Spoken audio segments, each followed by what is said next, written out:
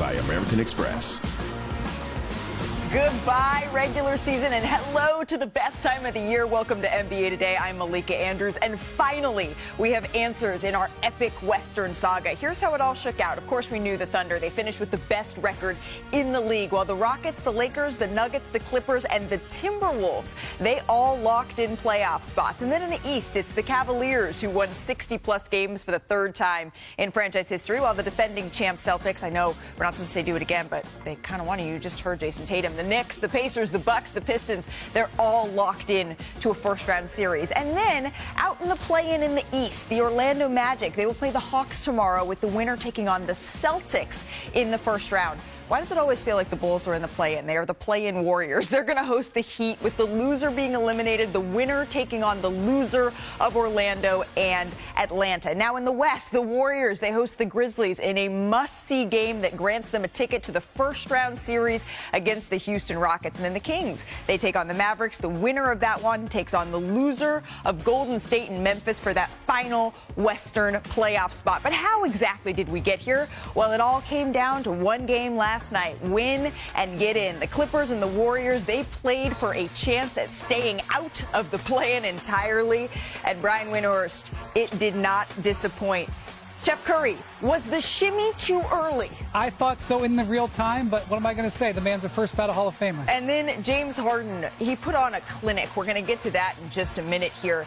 But the Clippers playing their best basketball at the same time. Zubac takes advantage there inside. And then Kawhi Leonard, the final possession here of regulation, couldn't get the shot to fall.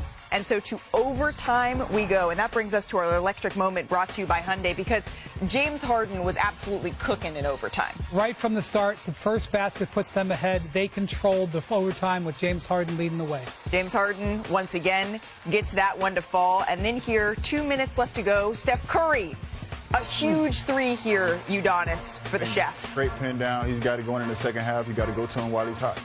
But then Steph weaving, bobbing. He gets double teamed here in the corner and then turns it over. Yeah, tough play. They're down two with a minute to go. You definitely want to push the pace. You split the trap. But once you get down in that corner with a smaller guy, you have the baseline, you have the sideline as an extra defender. What do we say about James Harden cooking? Well, right here, this would be called as a goaltend by Jimmy Butler there. So count the bucket for James Harden here. Jimmy Butler can't believe it. Under a minute to go here. Butler. Originally, this was called as an and one, but then that foul was overturned, so play on here. What do you see on this play, UD? Great play. I mean, Draymond's just got to go up strong. I know he doesn't have a lot of lift right now, but as a big and you get the ball in the paint, you got to go up and try to dunk it. It seemed like he was looking for a foul. He wanted the foul there. Exactly. Tried to get one. He looked like he wanted the foul. This is the play we see all the time here for the Golden State Warriors, something they got from Brad Stevens. They weren't able to get it to fall. The Clippers win. Here's Draymond after the game. We're not senior citizens. We're high-level basketball players. If we had to play tomorrow, we'll be all right.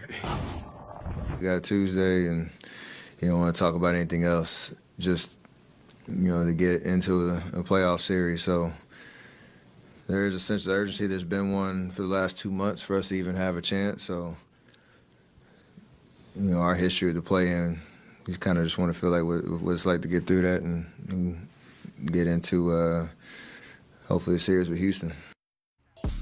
So speaking of the Warriors' history of the play-in, that's what they were talking about here. The Warriors have actually never won a play-in game. They're 0-3 all-time in the tournament. That's the most losses by any team in the play-in tournament. This includes a home loss to the Grizzlies, who now they're going to have to see in 2021 in a game for the 8th seed. So looking at this, Brian Windhorst, do you think, first of all, do we believe that the Warriors can get past the Grizzlies? This game is a quick turnaround. It is on Tuesday. We saw Jimmy Butler get banged up. He was limping coming off of this game. Steph Curry had a huge wrap on his hand. Can they beat the Grizzlies? Let's just start there. Yes, they can beat the Grizzlies. Okay. The Grizzlies have not done well against the top teams in the league in the second half of the season, but there is a penalty for allowing themselves to get to this. High minutes, some banged up injuries, and frankly, The Warriors did not finish strong. They lost 3 of their last 5, and they did not perform well in their home court. So if you're the Grizzlies, you're going in there saying this is not the same team that was 19-2 with Steph and Jimmy just a couple of weeks ago. Okay, so they can still beat the Grizzlies, but it's going to come down to, Shams, in a lot of ways, the health of this team. What can you tell us about Jimmy Butler, who, as I mentioned, we saw limping down the stretch here, and Steph Curry, who had that thumb heavily wrapped? So 2 big injuries. Stephen Curry's got that right thumb, but one Warriors source told me that he's feeling fine enough, good enough, healthy enough to be playing. So he will be out there on Tuesday. Jimmy Butler, he's also expected to play. He's getting around-the-clock treatment, is my understanding. He has a deep thigh contusion, from what I'm told, and so he's going to have to go through a lot over these next 48 hours to be able to play, but I trust him to play. The big question, though, is Jonathan Kuminga and his role in Tuesday's game. Does he play? Because we saw yesterday he was not in the rotation. Steve Kerr, I'm told him before the game that he would be out of the rotation. They just have not been able to optimize him in that lineup with Jimmy Butler, Draymond Green, and Stephen Curry. I think they want him to play more of a dunker spot role, slashing, cutting. We've seen his prowess when he has the ball in his hands and attacking. That might not be his role, though, in Golden State. But I do think they'll need his athleticism. Gary Payton II and Moses Moody had 6 points in about 55 minutes last night. Okay, so they're going to need a full-strength Warriors squad, and Jimmy Butler's playing through some nicks and knacks here. Steph Curry's playing through a couple of things. Let's say they get through the Memphis Grizzlies here. The Grizzlies will need a Herculean effort from Ja Morant in order to get this done. I have some questions about the Zach Edey matchup. That's going to be interesting to watch. But let's say they do. Do you still think the Warriors can make a deep playoff run here, UD?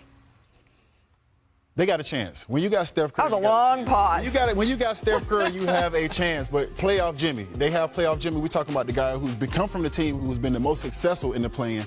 I know they haven't won anything in the play-in, but this is what Jimmy does. Back against the wall, no other way out. Our guys 15 strong against the world. This is not meant as a slight at the Rockets, because the Rockets earned that number 2 seed with impressive play down the stretch, including a win not that long ago in Golden State. But the difference between the 2 and the 7 seeds, and I'm leaving Memphis out of there for now, they could prove me wrong, is not that much. There's not that much of a difference between these teams. The Thunder have set themselves off. Any of those teams, and I'm sure the Grizzlies feel this way too, any of those teams feel like they can beat the other team. It's not saying that you are downgrading the Rockets because you think the Warriors can make a run. Yes, I think the Warriors can make a run, but I think any seedings in the Final Four I could see happening because I respect all of these teams. Let's take a look at just how jumbled and how close all of this was. The playoff matchups, they look like this so far. 7 and 8, of course, still yet to be determined. This is what we know. We know the Nuggets will face the Clippers.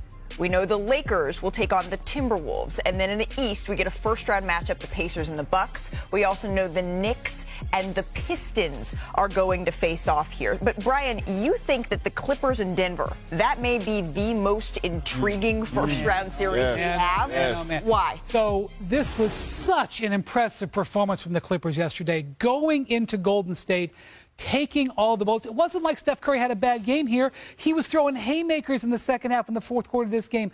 They absorbed them all. And Kawhi Leonard, I know we have been here before at the start of the playoffs. Twice he has not been able to make it through the first round in recent years. This is